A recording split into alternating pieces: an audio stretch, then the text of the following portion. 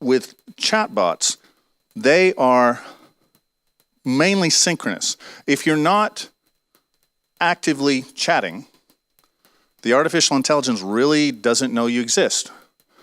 So moving up the stack from chatbots, we're going to virtual assistants. Who's a Google Now user or OK Google? You know, they've got a new assistant called Allo, which we can talk about later. How about Siri? Cortana, the Microsoft one? Yeah, poor Microsoft. They keep swinging. They keep swinging at the fences. But actually, Cortana has some pretty amazing technology behind it. And they're, you know, one thing you got to say about Microsoft: they never give up. They will never give up. But the key thing to differentiate between a chatbot and a virtual assistant is that a virtual assistant keeps a history of you. A virtual assistant tries to learn more about you so that each subsequent interaction is better. I can go back to the KLM chatbot, and if I'm not talking about airlines or my flight, it really doesn't have much to say to me. You know, that's its gig. It does it very well. Virtual assistants try to make it a bit broader. Now, of course, you know, if Siri has a pre-canned or a pre-written dialogue, if I ask what is the meaning of life, you know, they'll give some kind of snarky answer. But further down, you can actually get more human type of requests. So say, what is the weather 3 days from now, and will it affect my trip on KLM? It can start to, you know, we're getting to the stage with virtual assistants to where it can take that nested complexity and give me a fairly decent answer. So within virtual assistants, we do have the usual suspects. And one of the important things about this is that everyone makes hardware. Now, you notice I didn't put Facebook M here because most of the virtual assistants are locked in combat among hardware manufacturers. And they are also one of the biggest gobblers, one of the biggest eaters of AI companies. Samsung should be up there. They recently bought Viv, V-I-V, which is an AI startup that was founded by the original designers of Siri. And they're using it with their Galaxy S7, not the one that blows up, the other one. And also with that, they get hooked into the entire Samsung ecosystem. And so when you're seeing these types of assistants, from a creative point of view, it's a little more complex to jump into this ecosystem than the chatbot ecosystem. Later in this presentation, I'm going to show you some of the tools that you can access to where you can start writing dialogue for chatbots and you don't need to know a word of back-end code. With virtual assistants, it's a little more complex and you need to be a little more invested into that, but it's still not it's not crazy to try to think about how are you going to create personalities and dialogues that are going to add value to virtual assistants. And along with these general purpose ones, we're starting to get the specialized virtual assistants. Does anyone use Amy AI to help schedule meetings? Okay, this is a vertically oriented one to where, let me back up. Who's tried to schedule a meeting by email and it feels like a tennis match? Are you open for a meeting next Thursday at 12 noon? Oh, let me check my calendar. And as you add more people, you usually add complete new layers of email. If it's just 2 people trying to coordinate, that's fairly simple.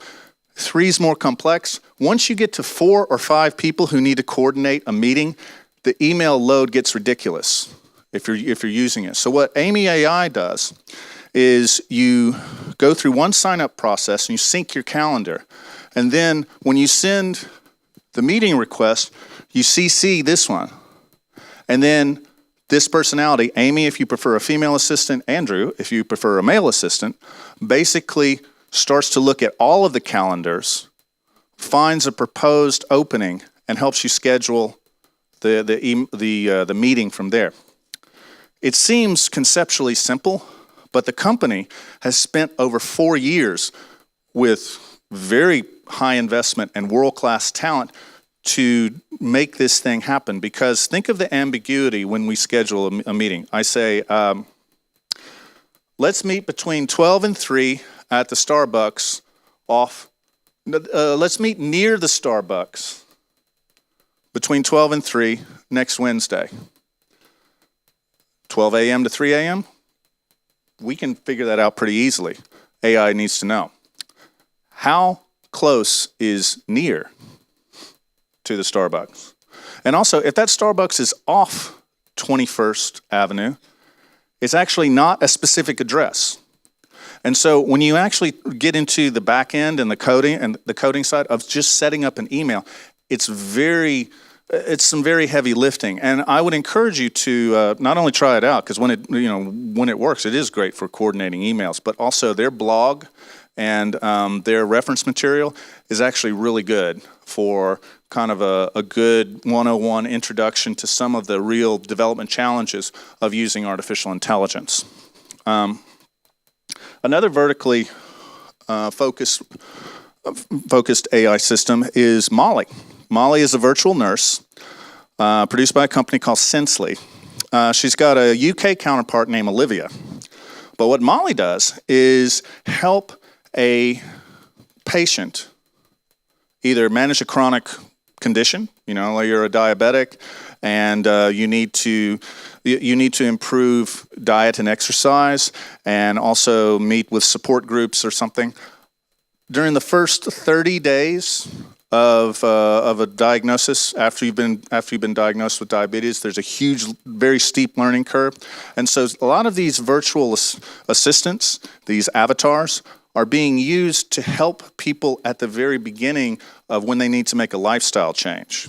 Because, if you know someone who is, 3 or 4 years past their diagnosis of diabetes, they typically don't need somebody like this. They don't, look, I just used a human term. They don't need an application like this. At the same time, somebody who's just been diagnosed typically has huge amount of information requests, a huge amount of anxiety, a lot of inability to find out, well, what do I need to do now? And that's where these come in handy. In the UK, because they have the National Health Service, when you call in to the nurse to say, oh, I feel awful, I have a temperature. Well, just from that information, how does the consulting nurse figure out, well, do you need to go to the chemist and just pick up a, aspirin or a regular prescription, or do you need to come in right now? Because one of the things that is a problem, especially during flu season, is all the sick people go to the same place. Then the doctors get sick, and then they can't show up, and then more people get sick. So it's actually better, kind of the home run for one of these. The true value is when somebody has the flu, they're able to interact with this with this personality, and then they can ship the medication to the home, because that not only is helping that individual person, but that person's not going out and infecting other people. So as you can see with virtual assistants, these are more open-ended, they're more autonomous, but even in health and in scheduling, there are some very gnarly problems for them to cover. Which then leads to what's also happening in the hardware space. Anyone have an Echo at home? Yeah, I know. I bought it. When it comes to playing music and some of the simple services, Echo and Alexa are really good. You are correct that they're constantly listening, but they also have a privacy mode to where you can use keywords to sort of say, stop listening. Okay, and Amazon has done that. Additionally, there was interesting cultural aside. A venture capitalist wrote that Alexa was turning his 4-year-old daughter into, in his own words, a raging asshole, because she could boss around the machine, but didn't understand why she couldn't boss around her brother or anyone else around. Because remember, this servant basically is doing everything you ask. And so she sets up that expectation with Alexa and then uses the same kind of commanding tone, do this, to everyone else. Well, subsequently, Amazon put in a manner function to where if you basically use either bad language or very harsh language, it'll try to gently walk you back. And actually, my wife, who's Japanese and a second language English speaker, was speaking to the Japanese version of Siri, which in Japanese language you would pronounce shiri, which is also Japanese for buttocks. And so when she said shiri, the AI came back and said, please don't use that language around me, because the AI thought that she was using bad Japanese with her. So we're still feeling our way out. But the issue is that Amazon has got over 3,000 different applications, which they call skills, that are being built for Alexa. And they've opened it up to a lot of development. And this is going to be a very rich area for storytelling and dialogue, because more and more services are wanting to get into the home, be voice activated, and be intuitive and natural. And so, given that, Google very quickly, seeing the success, because Echo has been a surprise hit over the last 2 years in the US market, Google has come out with its own. It's called Google Home, and it uses its assistant, which is called Allo. From a technology point of view, right now, you got better speakers, you got some better voice recognition. Google's still a little bit behind the curve as far as like the ecosystem that is developed behind there. But think about it for a minute. How much searching are you going to do through your phone or through your PC if you can just talk to a device and say, hey, can you find me that David Bowie album from that, Ziggy Stardust. If you can say that in voice, in natural language, why would you go and tap that onto your phone? And so Google's playing a bit of a defensive game right now, but being Google, number one, they've got the resources, but more importantly, they've got the data.